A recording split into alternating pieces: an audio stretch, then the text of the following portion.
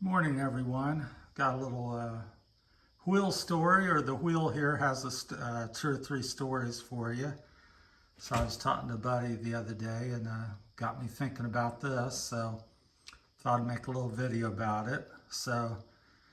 And this wheel story has three stories in one. Back about 25, 30 years ago, all three of these stories were happening that came about the same time period. I was first story, I was sitting in my shop one day and I had thought, about tubeless wheel systems or coming up with something, because I was constantly flatting and getting a tube and repairing it, and just thought there had to be something better. So I was started taking tape and taping off the holes on the spokes, and putting an old valve stem in there, and didn't know what that was called because I was amongst the first doing it, I believe. They later, that was called ghetto later, as people started doing it, do it yourself or ghetto tubeless system. But I started that about 25, 30 years ago approximately for myself. And so I was in the shop fiddling with that, and I'd run Fix-A-Flat and slime in the tire. Problem with slime is once you got in a hole that it wouldn't seal, which was quite often, it was just impossible to fix hardly because it was slimy, as the name might suggest. So I was,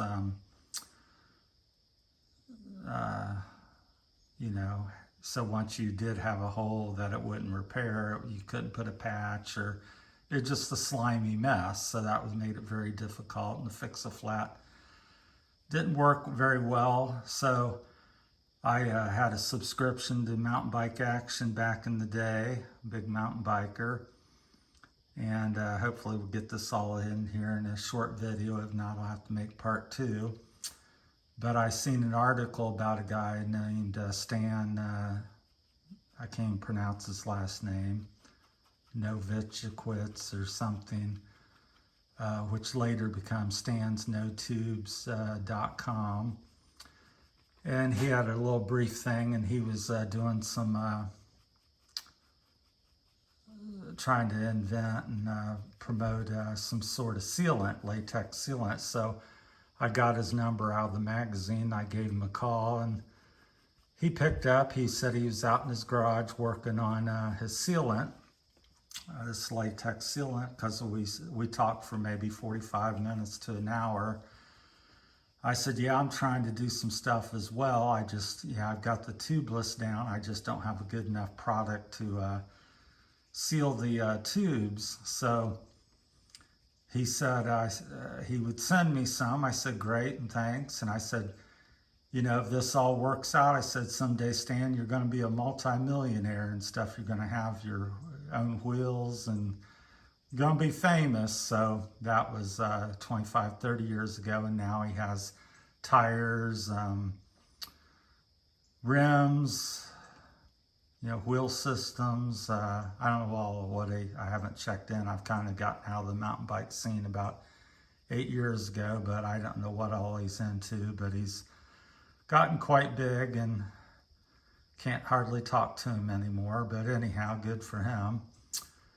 And but that was my part. So he sent me some sealant, loved it, and became at one time I was a dealer distributor for his product as well, and got it at cost, but they cut me out of that once he got bigger, because I just have a small shop here, and just something I do on the side. So they no longer would allow me to be a distributor or dealer for his company. But anyhow, I still use the product, as you can see today. And I have the race sealant, which I like if you really want to not have a flat, and doesn't last as long as the regular sealant. But it has bigger particles in it, seals a little bit better. So just depends on what I'm doing. In the summer, just general riding, I tend to run the regular sealant the most, and then for specific rides, or if I've got a hole that the other one won't seal, I'll squirt some of the race sealant in to do that. Plus I have some other tire sealant plug, some of the latest stuff from Stan's and another company as well. Didn't think to get that out, but I'll introduce you to that at some point. So about some tubeless repairs.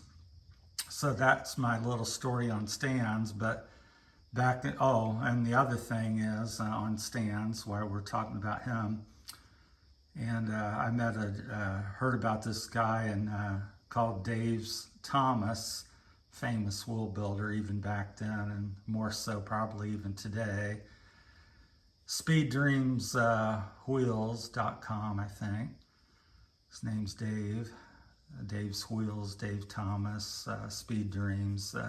Google it and his name will come up. Anyhow, he built me this wheel, and today it's never been trued after 25, 30 years of riding and abusing it. It's a 559, and it's also one of Stan's original. This was his all-mountain downhill rim, his first production, I believe, and it has the welded bead there, as you can see on the rim. They didn't machine it down, they just left a rough weld bead. Not sure what it was called. Disregard the Mavic wheel stickers that was put on by me. I just like the white stickers. But this was one of No Tube's Stan's first rims he made. And you can tell that by the welded rim. If anybody remembers the name, I'm not sure if it's a ZTR or what. He's developed so many names over the 25, 30 years, I can't remember. But disregard the Mavic wheel stickers. It is a No Tube's rim, and it's one of his first production ones as far as I'm aware of. And you could tell that by they had welded rims back in the day. But they quickly went away from that and had a welded rim, and it was machined off or whatever. So, but this was one of the original ones, and you could tell that by that bead right there. So, so that's kind of some of my wheel history on the different wheels. Is one, the No Tubes aspect and Speed Dreams, and getting back to Dave Thomas and his wheel builds. When I would talk to him, this guy's just a mad scientist of wheels. He would, this is back before I never even heard of things he was doing back in that time period. What he would do to balance up the wheels, depending on the rim and the hub configuration, he might put 14 gauge on one side, a 14-15 double butted on the other side. He might do radial lacing on one side and 3-cross on the other side, just to keep the wheel and the spoke tension even, because as everybody pretty much knows, the hub flanges can be narrower, wider, or taller, shorter. And the rim is usually almost always dished on a back wheel to allow for the gearing. So that causes uneven spoke tension. So what he would do to even that up, he would lace some spokes with the head in, out. Not just alternating, he might lace the non-drive side, or the non-drive side, with the spokes heads all facing out. Just all kinds of little tricks to get the spokes to line up and tension better. And as I said before, you might have a 15 gauge on one side and 14-15 double butted on another side. The guy was just a mad scientist. And he's built half the wheels I've owned, which I'll show you up here. This is hanging from the ceiling. There's at least 24 wheels probably. And I've had twice that many. I've downsized the last 10 years. So I've gotten rid of probably 60–70% of my things. So this is about a quarter, 30% of what I used to own. So these are some of the wheels. So he's built me probably maybe near 15 to 24 different wheel sets. And out of all of them wheel sets, I've never had a spoke failure or a nipple failure. And this one here is one of the oldest ones that I've had that he originally built me. So Dave Thomas, look him up. He's a great master wheel builder as far as I'm concerned. Highly recommend him. Also, notubes.com, their sealant and their products are very highly sought after. And then also the last third part of the story here is the Kenda tire. This is the Kenda Karma, which I was sponsored by Kenda for about 8 years. And so I got a big discount on the any tubes and anything Kenda. I had tools and jerseys and socks. I even got a pair on right now of Kenda socks. They've lasted so long after 25–30 years even.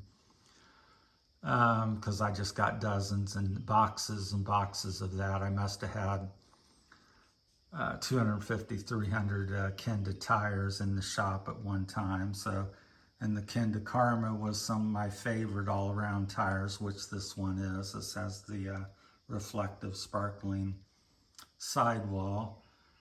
I don't know. Not so crazy about it. I guess it's okay. But Kenda Karma was the favorite. I thought it hooked up very well and rolled extremely well. And the Kenda Navigal, I think I'm saying that correct, was also a good, more aggressive tire. So if you wanted, something hardcore and for the mud, and like, downhilling or something, the Kenda Navigal was my go-to tire. But the here in Ohio, most things are cross-country-ish, so I kind of preferred the Kenda Karma was my go-to. But I had pretty much every tire they made for about a 10-year period. I tried it, had boxes of them, and I can't think of all the different names they had out, but maybe you guys can help me out on that. I think they had some kind of a aid or something, a blockade or something. Coming to a blank, getting old after 25–30 years of riding and bike stuff. So, but anyhow, that's my 3 stories. The stands, notubes.com, and their first production rim, as you can tell with the bead there. And like I said, disregard the Mavic stickers. I just put them on because I like the white sticker and had extra stickers. And then Dave Thomas built this wheel.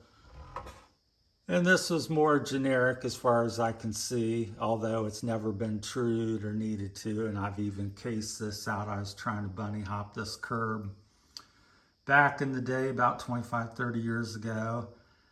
And they were doing some construction. I was coming down the road and really didn't see it all. And there was a big ditch with a cement culvert that they just poured. And so I thought I'd leap the ditch and clear the cement ledge there. But didn't make the ledge, landed on it, encased the wheel, and spoke's still fine. But I got a dent somewhere in this rim. There's a little dent.